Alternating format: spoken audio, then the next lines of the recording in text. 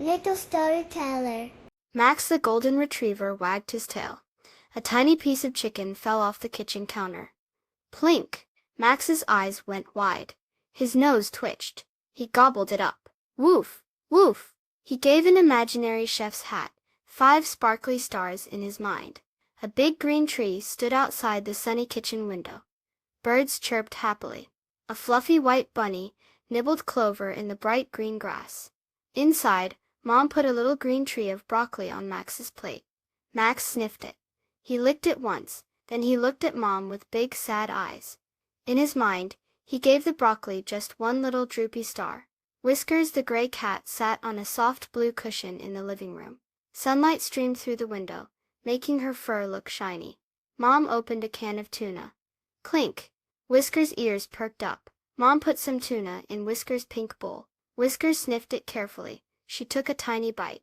Then another. She purred loudly. In her mind, she gave this yummy tuna lots and lots of gold stars.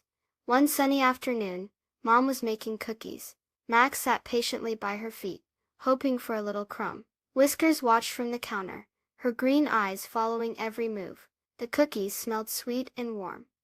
Ding! The oven timer went off. Mom carefully took out a tray of golden brown cookies. Oh! One cookie wobbled and fell onto the floor.